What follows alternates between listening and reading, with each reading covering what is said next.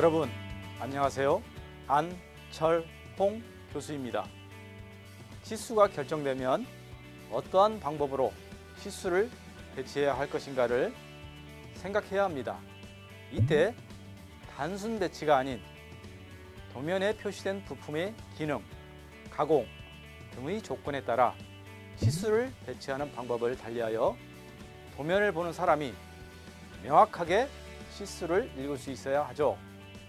지금부터 치수의 배치 방법에 대해 학습하고 치수 지시, 여러 개의 구멍 또는 홈 등을 지시하는 여러 가지 치수 기입에 대하여 학습하겠습니다. 이를 통해 여러분은 치수의 배치를 올바르게 할 수 있으며 치수를 정확히 기입하는 계기가 될 것이라 생각합니다. 이번 시간에는 한국산업인력공단 기기제도 교재의 81페이지 치수의 배치 방법과 85페이지 지름과 반지름 치수 지시, 87페이지 구의 지름과 구의 반지름 치수 지시, 88페이지 정사각형 변의 크기 및 두께 치수, 89페이지 현 및 원어와 곡선 치수 지시, 91페이지 구멍의 치수 지시에 대해 학습하도록 하겠습니다.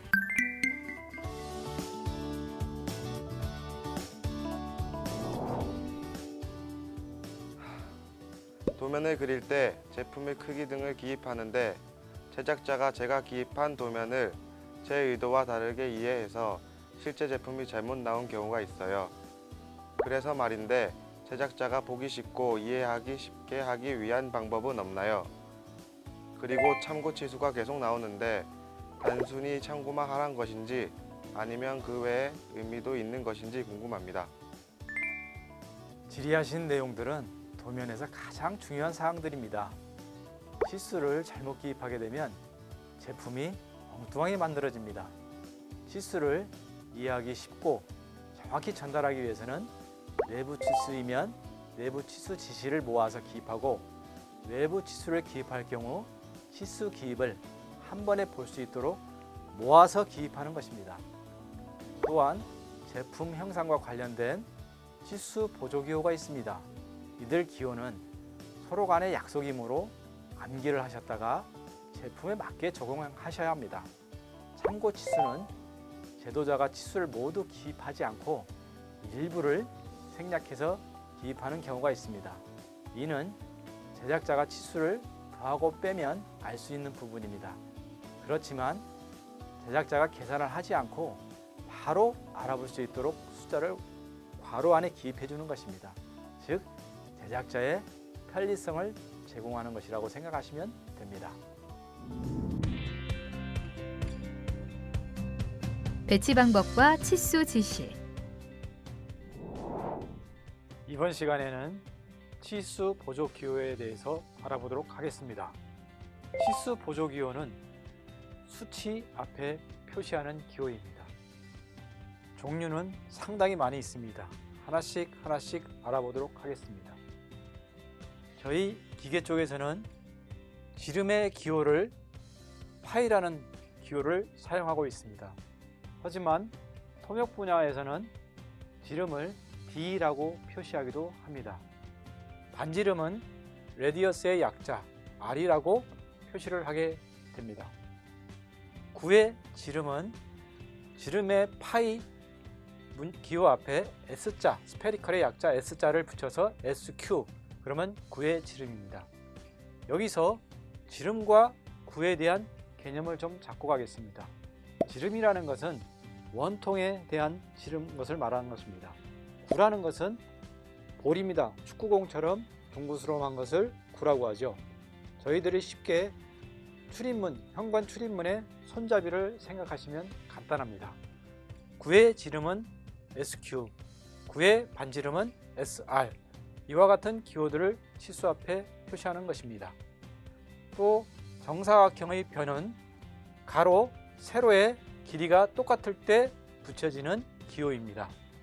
강판의 두께를 표시할 때는 thickness의 약자 t를 써서 t equal 이 기호를 보시게 되면 강판의 두께, 목재의 두께 등을 나타내는 것입니다.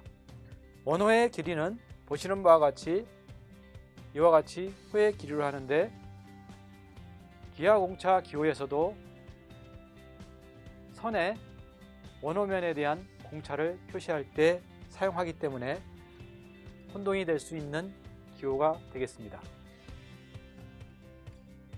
다음은 45도 못대기 기호입니다. 45도 못대기는 C라는 약자를 사용합니다. 못대기에는 45도가 있지만 45도 이상도 있고 45도 이하도 있습니다. 이런 때는 각각 표시하는 방법이 있기 때문에 다음에 설명을 드리도록 하겠습니다. 카운트 보어는 이와 같이 구멍을 가공을 할 때 밑에 면이 평평하기 때문에 카운트 보어는 구멍 기호의 밑면을 수평선으로 그어준 것이 되겠습니다.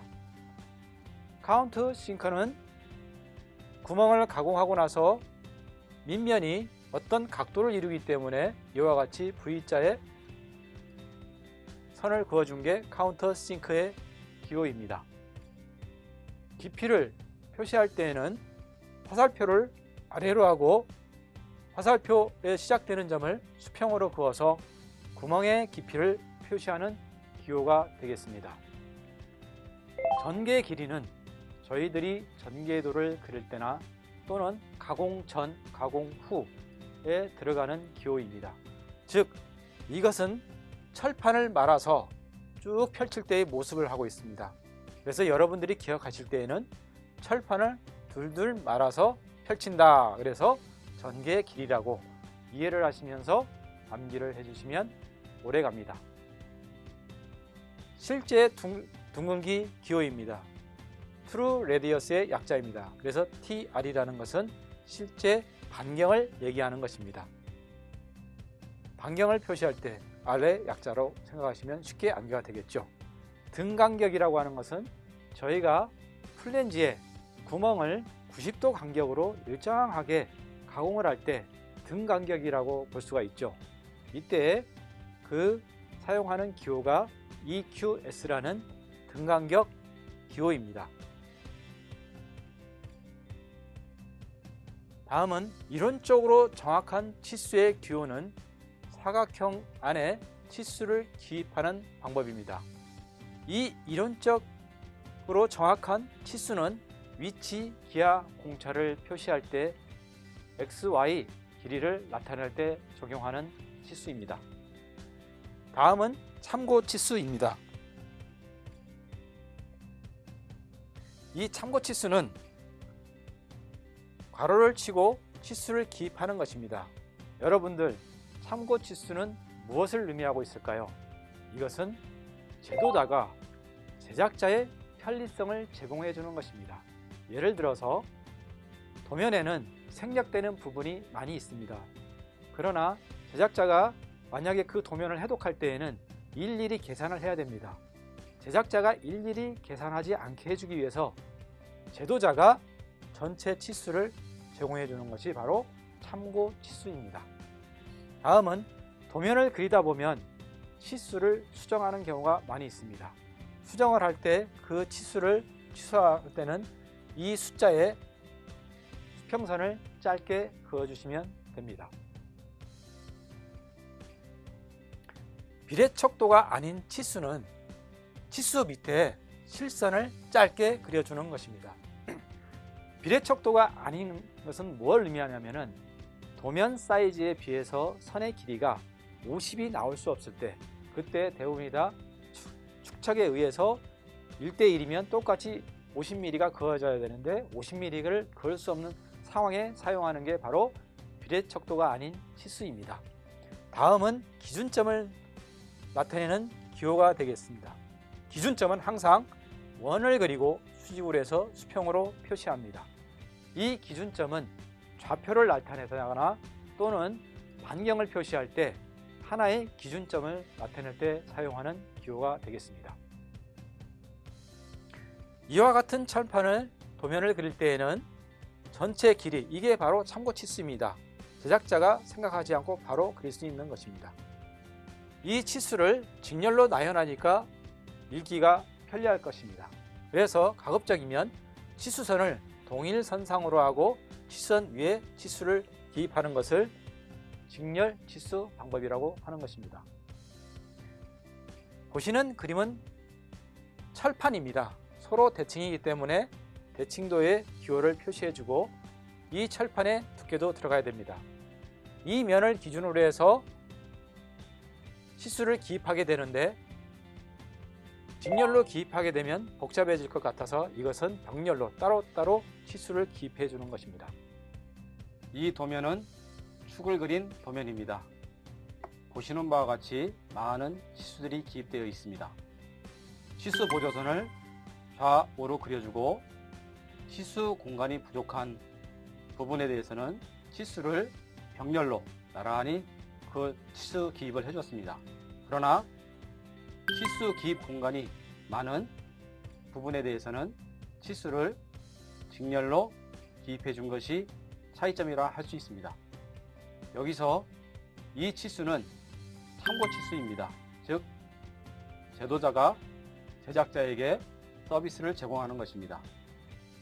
항상 여러분들은 치수를 기입할 때에는 치수를 기입할 수 있는 공간이 확보가 됐는지 안 됐는지에 따라서 직렬 기입법을 쓸 것인지 병렬 기입법을 쓸 것인지를 결정하셔야 하는 것입니다. 지금까지는 직렬 치수, 병렬 치수에 대해서 알아봤지만 이번에는 누진 치수에 대해서 알아보도록 하겠습니다. 누진 치수는 제가 기호를 설명할 때도 이미 설명을 했습니다. 이와 같이 단차가 진 형상의 물체를 그렸을 때, 즉 대칭선 기호가 있고 이 치수선의 길이는 한쪽에만 화살표를 표시한 경우고, 여기서 가장 중요한 게 바로 이 기점 기호입니다. 이 기점 기호를 기준으로 각각의 길이를 한쪽에만 화살표를 표시하는 것입니다. 치수선은 원칙적으로 양쪽에 화살표를 표시하는 것으로 되어 있지만 기점 기호로 해서 치수선을 표시할 때는 한쪽에만 화살표를 표시해 주면 되는 것입니다. 그리고 또 한 가지는 아까 말씀드린 바와 같이 대칭도일 때에도 이와 같이 한쪽에만 표시를 해주는 것입니다. 여기서 이걸 기준으로 했을 때 길이는 여기까지 15mm, 여기서부터 여기까지 35mm, 기점으로부터 여기에 있는 치수보조선까지 45mm를 의미하는 것입니다. 이번에는 좌표 치수입니다. 좌표라고 하는 것은 X, Y를 항상 생각하시면 됩니다. 이와 같이 철판이 있으면 파단선을 표시해서 여러 개의 구멍을 뚫는다는 의미가 되겠죠. 직경이 서로 다른 구멍들을 각각의 위치를 표시합니다. 최근에 이와 같은 좌표치수 기법은 전자제품에 들어가는 얇은 철판, 약 2에서 3mm짜리를 설계할 때 가장 많이 사용을 하고 있습니다.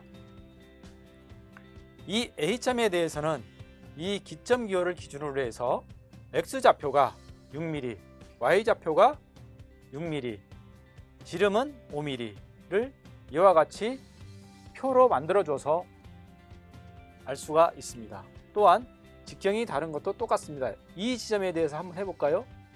X에 대해서 이 기점으로부터 X방향으로 31, Y방향으로 28 떨어져서 원점이 주어지죠. 이 원점을 기준으로 해서 직경이 8mm라는 것을 표시하는 방법입니다. 다음은 지름 치수에 대해서 알아보겠습니다.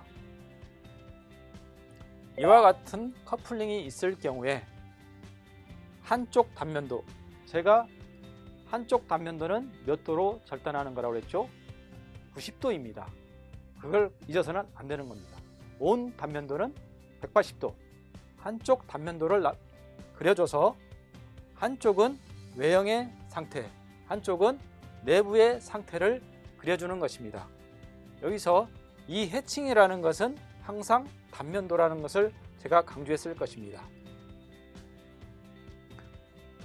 여기서 커플링의 제일 큰 지름은 좌측에다 표기를 해주고 그 지름을 파이 28, 이 치수선의 좌측에다가 기입을 해줍니다. 또 우측에 있는 외경의 길이를 전체 치수선 좌우에 화살표를 그려주고 치수선 위에 지름을 표시해 줍니다. 그러나 외경과 외경은 치수선에 화살표를 전부 다 표시를 해줬지만은 내경을 표시할 때는 화살표를 하나만 표시해줘서 그 차이점을 쉽게 알아볼 수 있도록 편리성을 제공해 주는 것입니다. 이번에는 지름 치수를 지시하는데 공간이 협소하여 지시할 수 없을 때나 그럴 때 밖으로 끌어내서 지름을 표시해 주는 방법이 되겠습니다. 이 중심선의 수직으로 치수선을 표시를 해준 후에 인출선을 끌어서 반드시 수평선은 오른쪽 방향으로만 그어주셔야 됩니다. 이걸 잊어서는 안 됩니다. 수평선은 반드시 오른쪽으로 그어주셔야 된다는 걸 잊어서는 안 됩니다. 이 수평선 위에 각각의 지름을 똑같이 수평으로 표기해 줌으로써 해독을 할 때 편리한 것입니다. 이 제품은 직경이 크고 작은 서로 다른 것들이 길이가 짧게 연결되어 치수를 지시할 수 없는 상황입니다. 이 정면도를 그릴 때 제가 강조한 게 있습니다. 축직경이 작은 것은 왼쪽인가요? 오른쪽인가요? 반드시 축직경이 작은 것은 오른쪽에다 그려주셔야 됩니다. 이것은 선반 척에 물리는 것을 고려해서 그렇게 해주는 것입니다. 치수를 표시할 때는 이 길이를 이 지름과 동시에 표시하게 되면 어렵기 때문에 한쪽은 지름만 표시하고 한쪽은 길이만을 표시하는 것입니다. 이 지름을 표시할 때는 중심선에 직각으로 화살표를 그려서 각각을 이 치수선의 좌측에다가 표기를 하는 것입니다. 그 이유는 이 치수를 우측에서 바라봤을 때 정석으로 읽기가 편리하게 하기 위한 것입니다. 이 길이는 치수선을 긋고 위에다 그릴 때 상당히 편리하죠. 이러한 문제들 때문에 여러분들이 치수를 기입할 때 그 도면을 읽는 사람의 입장에서 하나하나 생각을 하셔야 되는 것입니다. 이번에는 똑같이 이 플랜지의 정면도가 되겠습니다. 이 구멍의 센터 라인은 지름 28mm입니다. 이 구멍은 5mm짜리가 총 4개. 이 개수를 표시할 때는 전체 개수 곱하기 한 칸 띄우고 지름을 표시한다는 것을 잊어서는 안 됩니다. 그러나 이것을 정면도가 아닌 측면도에 표시할 때는 또 방법이 다릅니다. 측면도에 표시할 때는 등간격, 이 구멍이 90도로 등간격으로 이루어져 있기 때문에 EQS라는 치수 보조 기호를 쓰고 한 칸 띄워야 된다는 것을 잊어서는 안 됩니다.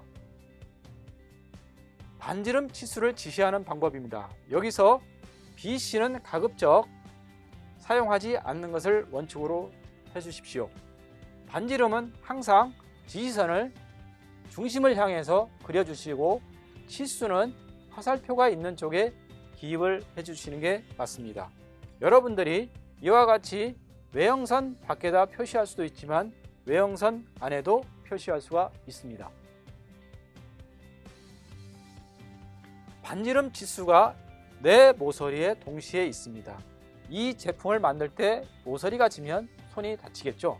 그것을 방지하기 위해서 라운드를 주는 것입니다. 똑같이 라운드가 4개 있으면 4를 써주고 곱하기 띄우고 치수, 이런 식으로 기재를 해주시면 됩니다. 이건 다시 또 원점 기호를 이용해서 반지름을 표시해주는 방법입니다. 기점 기호가 있으면 한쪽으로만 화살표를 표시해서 각각의 반지름을 표기하는 방법이 되겠습니다.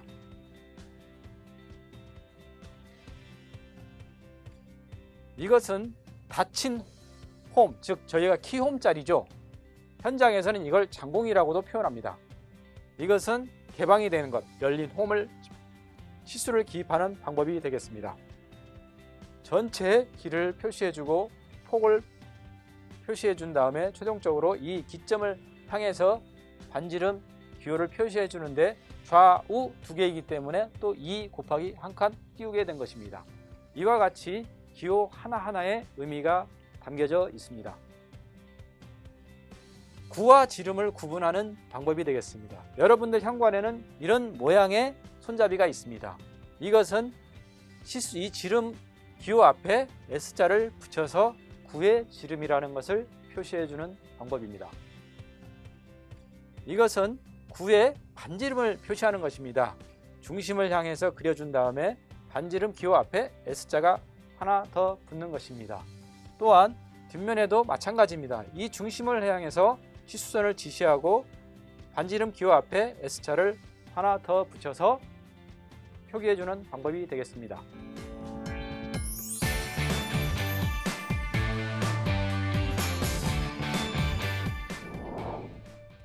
이번에는 이와 같은 제품을 보시게 될 때 정면도를 그릴 때 표현하는 방법이 되겠습니다.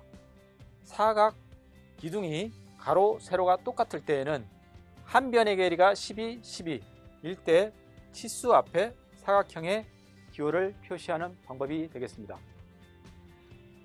이건 위치 치수입니다. 각각의 구멍의 센터가 동일하기 때문에 아까와 동일한 방법으로 정사각형 기호를 넣는 것입니다. 이건 이 제품의 두께, 강판의 두께를 표시할 때는 인출선을 그려서 수평으로 긋고 그 위에 두께를 표시하는 것입니다. 그때 화살표를 사용하지 않고 둥근 점을 사용한다는 것을 잊어서는 안 됩니다. 이것은 현의 길이를 표현하는 방법입니다. 현은 무조건 치수선이 수평으로 가야 됩니다. 이것은 원호의 길이를 나타내는 것입니다. 현은 수평선이지만 원호는 똑같이 원호로 표현하는 것입니다. 치수 앞에 이와 같이 호의 길이를 표시하듯이 원호를 그려주시는 것입니다.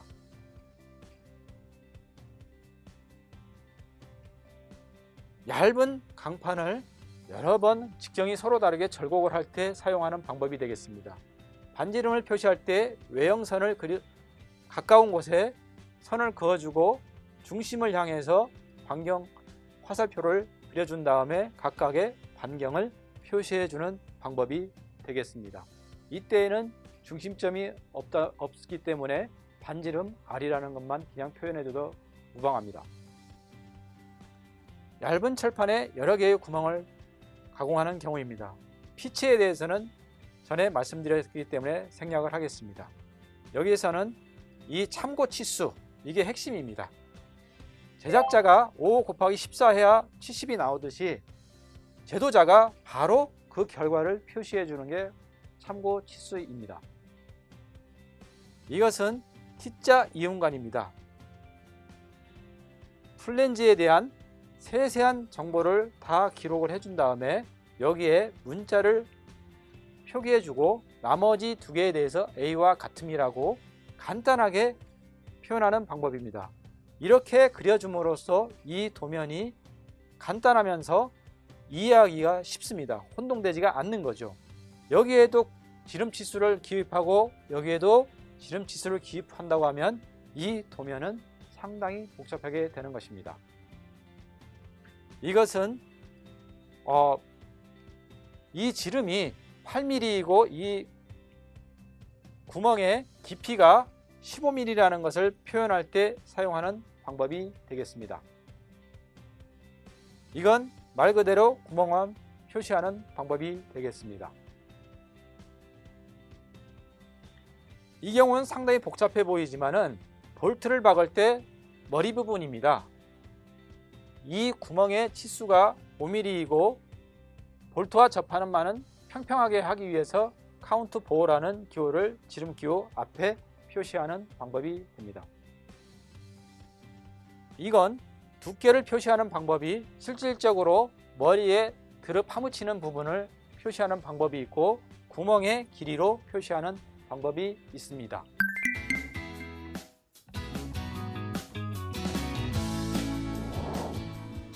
지금까지 학습한 내용을 평가 문제를 통해 다시 한번 살펴보도록 하겠습니다. 문제는 치수 지시 설명 중 설명이 잘못된 것은 어느 것인가? 입니다. 구멍의 깊이는 보기와 같이 H로 표시합니다. 하지만 드릴 끝이 원추 모양, 리머 끝의 못하기를 포함하는 것이 아니라 포함하지 않는 원통 부의 깊이를 말합니다. 그러므로 설명이 잘못된 것은 4번이 되겠습니다.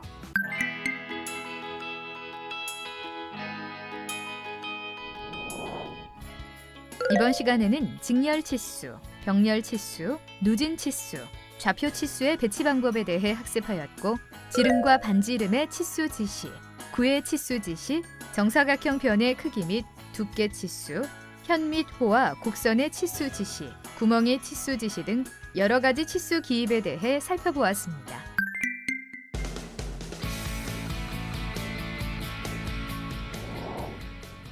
다음 시간에는 표면 거칠기와 다듬질 기호에 대해 학습하도록 하겠습니다.